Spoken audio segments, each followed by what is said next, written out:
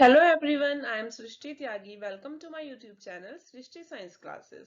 आज की वीडियो मेरी फर्स्ट वीडियो है और इसमें हम पढ़ने वाले हैं science class 9 chapter first, that is matter in our surrounding. तो चलिए स्टार्ट करते हैं. So the chapter is matter in our surroundings. मतलब चैप्टर कह रहा है कि हमारी सराउंडिंग्स में मैटर है.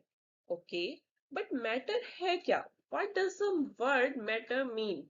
सो यहाँ पर आप स्क्रीन पर देखिए, आपको डेफिनेशन दिखाई देगी इसकी. Everything in this universe that occupies space or have some mass and volume is known as matter. मतलब हमारी यूनिवर्स में जो कुछ भी है, जो स्पेस ऑक्यूपाई करता है, उसका पर्टिकुलर कुछ मास है, एक वॉल्यूम है, उन सभी चीजों को हम मैटर बोलते हैं. Okay, definition is clear to you. Example को ना रिलेट करते हैं. कैसे रिलेट करेंगे? फॉर एग्जाम्पल आप अभी पढ़ रहे हैं, आपके आसपास कोई भी एक चीज देखिए, कोई भी एक एग्जाम्पल लीजिए, जैसे कि टेबल एंड चेयर जिस पर बैठकर आप पढ़ रहे हैं. तो आपके रूम में उस टेबल और चेयर ने स्पेस ऑक्यूपाई किया हुआ है. ओके, एक पर्टिकुलर जगह पे वो चीज रखी हुई है, उसका एक मास भी है और एक वॉल्यूम भी है. तो वो क्या हो गया? एक मैटर हो गया. अगर हम एग्जांपल लें एयर का, air is also a matter. कैसे? कि एयर हमारी सराउंडिंग में है और सराउंडिंग में उसने स्पेस ऑक्यूपाई किया है. बट हमें स्पेस अगर नहीं भी पता चल रहा तो एयर की कुछ ना कुछ वॉल्यूम तो होगी अगर हम मेजर करेंगे. And next example is stone. आपको एक स्टोन मिला, एक पत्थर मिला, आपने एक पर्टिकुलर जगह पे रख दिया. तो जहां आपने रखा वहां पे आप कुछ और तो नहीं रख पा रहे ना, बिकॉज वहां पे स्टोन प्लेस्ड हो चुका है already. Okay, now next is water. Example से समझो, आप स्कूल जाते हैं, अपने वाटर बोतल में वाटर फिल करते हैं, तो मतलब कि आपकी वाटर बोतल का वो स्पेस किसने ऑक्यूपाई कर लिया? वाटर ने ऑक्यूपाई कर लिया. आप उसको मेजर करेंगे तो उसका एक मास होगा, एक वॉल्यूम होगी. So all these are the examples of matter. तो मैटर की डेफिनेशन क्लियर हुई कि कुछ भी चीज हमारी सराउंडिंग में, हमारी एटमॉस्फेयर में जो स्पेस ऑक्यूपाई करती है, वो सभी क्या कहलाती है? Matter. Now matter in our surrounding. Surrounding word का मतलब क्या है? हमारे आसपास, हमारा atmosphere. Now we are moving towards the next slide, that is physical nature of matter. अगर हम बात करें केमिस्ट्री की, क्योंकि ये चैप्टर भी केमिस्ट्री का है साइंस में, तो हम दो तरीके की चीजें पढ़ते हैं. One is physical and other one is chemical. तो डिफरेंशिएट कैसे करेंगे दोनों के बीच का? दोनों के बीच का डिफरेंशिएट हम इस तरीके से करेंगे कि फिजिकल प्रॉपर्टीज वो होती हैं दैट कैन बी मेजर्ड और ऑब्जर्व, जिनको हम मेजर कर सकते हैं या फिर ऑब्जर्व कर सकते हैं. जैसे मेजर मतलब नापना, किसी चीज को हम नाप सकते हैं, मेजर कर सकते हैं. ऑब्जर्व मतलब उसमें कुछ चेंज हो रहा है तो हम उसको अपनी आंखों से देख पाए, हम उसको पहचान पाए. फर्स्ट इज, हम इसमें फर्स्ट क्या पढ़ेंगे? Matter is made up of particles. Matter किसका बन के मिला है? Matter is made up of particles. This is the first property of physical nature of matter. मतलब मैटर जो है वो पार्टिकल्स का बना हुआ है. एग्जाम्पल समझिए यहाँ पे, if we add salt in the water it get dissolve, it goes into the space between the particles. आपने कभी ये एक्टिविटी खुद से ट्राई की है कि अगर आप एक ग्लास में, पानी के ग्लास में सॉल्ट ऐड करते हैं तो वो सॉल्ट डिसॉल्व हो जाता है, बट एक्चुअल में वो सॉल्ट गया कहाँ? कहाँ गया वो सॉल्ट? पानी भी एक तरीके का मैटर है, अभी हमने पढ़ा था water is also kind of matter. तो उसके बीच में स्पेस प्रेजेंट था, वाटर के पार्टिकल्स के बीच में स्पेस प्रेजेंट था, जिसमें नमक मींस सॉल्ट, जो दूसरा मैटर है, वो आ गया और उसने वो स्पेस ऑक्यूपाई कर लिया. So I hope this point is clear to you. Now moving towards the next, that is how small are this particles. आपने कभी मैटर के पार्टिकल्स देखे हैं? कितने छोटे होते हैं? इतने छोटे? इतने? इतने नहीं. Particles of matter are very small beyond our imagination. हमारी इमेजिनेशन से भी ज्यादा स्मॉल होते हैं मैटर के पार्टिकल्स. कैसे? एक एग्जांपल है, यहाँ पे समझते हैं. Take 2 ml of Dettol and add in 100 ml clear water. आपको क्या करना है? 2 ml Dettol लेनी है और 100 ml clear water में उसको डाल देना है. And add in 90 ml clear water. Again उसमें से आपको 10 ml लेना है उस सॉल्यूशन का और 90 ml क्लियर वाटर में डाल देना है। इसी एक्टिविटी को 2-3 बार रिपीट करना है। अब रिपीट करने के बाद आप क्या देखोगे कि स्टिल जो लास्ट वाला वाटर होगा उसमें भी आपको डिटोल की स्मेल आ रही होगी, बट वो तो हम बार बार डिवाइड कर चुके ना, still we are getting the smell. Why? Because particles of matter are very small and they can divide themselves into smaller and smaller particles or units. Clear?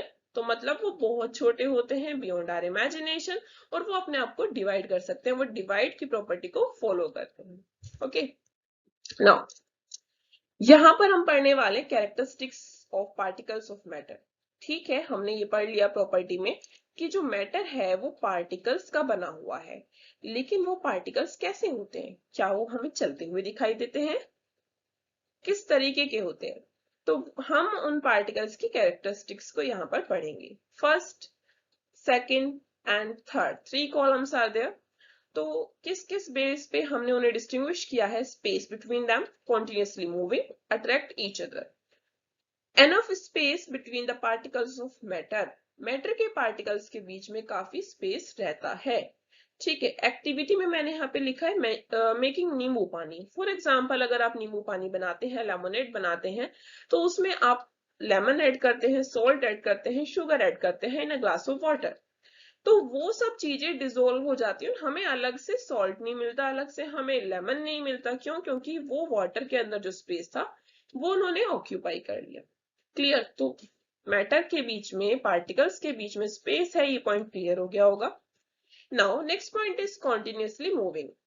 जो पार्टिकल्स हैं वो कॉन्टिन्यूसली मूव करते हैं, और अगर वो मूव कर रहे हैं तो उनके पास एक एनर्जी होगी, काइनेटिक एनर्जी। हमेशा ध्यान रखना, किसी भी चीज के मोशन से रिलेटेड जो एनर्जी होती है उसको हम बोलते हैं kinetic energy. Okay, kinetic word का मतलब क्या है? मोशन।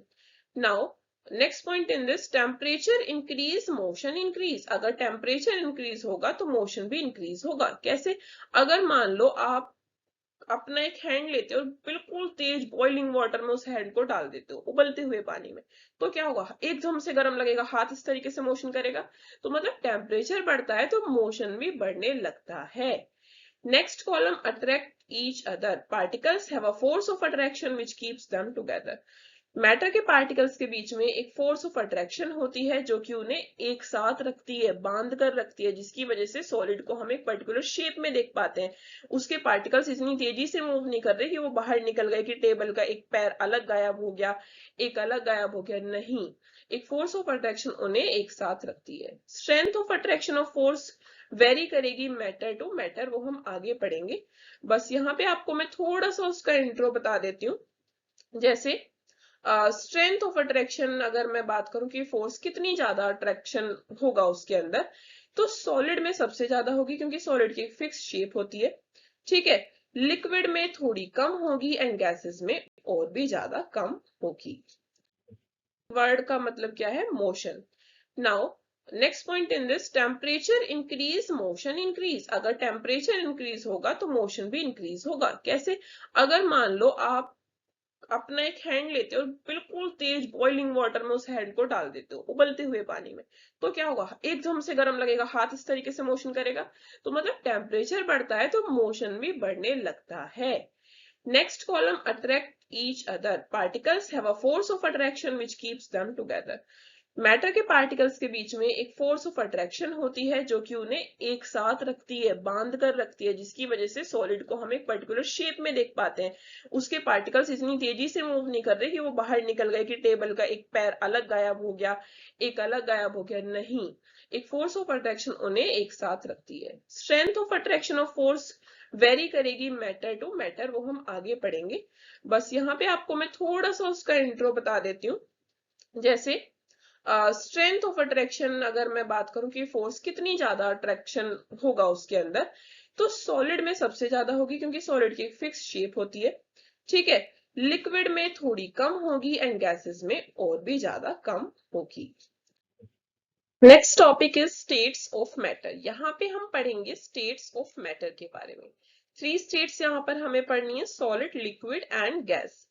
वैसे तो मैटर की और भी स्टेट्स होती हैं, बट बेसिक लेवल पे क्लास 9th में आपको यही तीनों स्टेट्स पढ़नी है। First point in solid, that are solids are rigid and hard to break and if break require more force. Solids जो हैं वो rigid होते हैं, hard to break हैं और अगर हम उन्हें break करना चाहें तो बहुत ज्यादा force उसमें हमें लगानी पड़ती है. कोई भी एग्जांपल आप इसमें कंसिडर कर सकते हैं कि आपके पास एक suppose this is a pen.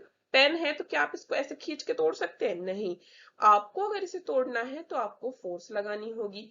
Similarly अगर हम बात करें एक ब्रिक को आप ऐसे नहीं तोड़ सकते इजीली. अगर आपको एक ब्रिक तोड़नी है तो आपको उसको हिट करना होगा किसी सॉलिड सब्सटेंस से जिससे कि वो टूट जाए, मतलब आपको फोर्स लगानी होगी. लेकिन लिक्विड्स रिजिड नहीं होते क्योंकि लिक्विड्स की कोई फिक्स्ड शेप नहीं होती. लिक्विड्स के पार्टिकल्स लूज होते हैं तो वो हार्ड भी नहीं होते.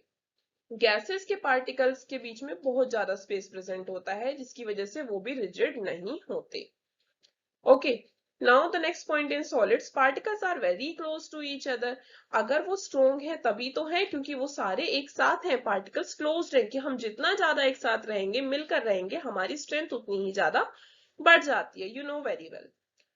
अगर लिक्विड की बात करें तो उसके पार्टिकल्स के बीच में कुछ स्पेस प्रेजेंट होता है जिसकी वजह से हम वाटर में अपने हैंड मूव कर पाते हैं, हम स्विमिंग कर पाते हैं. ओके, क्योंकि उसके पार्टिकल्स के बीच में स्पेस प्रेजेंट है. नाउ गैसेस में अगर बात करें उसमें भी स्पेस है और बहुत ज्यादा स्पेस है, लार्ज स्पेस बिटवीन देम, जिसकी वजह से हम एयर में इजीली अपना हैंड मूव कर पाते हैं. Now next point is strong force of attraction. जैसा कि हमने पढ़ा था फोर्स ऑफ अट्रैक्शन स्ट्रॉन्ग रहती है सॉलिड्स में जो कि पार्टिकल्स को टाइटली क्लोज्ड पैकिंग में हेल्प करती है. Weak force of attraction liquid में इतनी स्ट्रॉन्ग नहीं रहती, वीक रहती है जिसकी वजह से पार्टिकल्स फ्री टू फ्लो है, मूव कर पाते हैं, पानी एक जगह से बह के दूसरी जगह जा सकता है. गैसेस में ये फोर्स लीस्ट रहती है, बिल्कुल कम. Okay, fixed shape and volume of solids.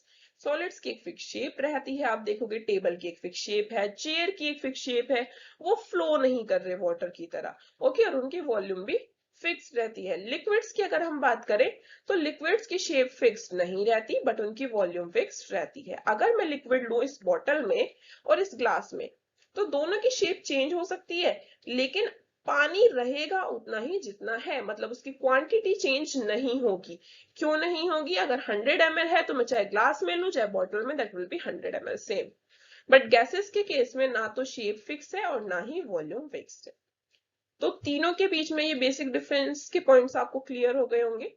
That's all for this video and इस चैप्टर के जो आगे के टॉपिक्स हैं that we will study in the next part of this video और वो आपको बहुत जल्द वेडनेसडे को देखने को मिलेगी.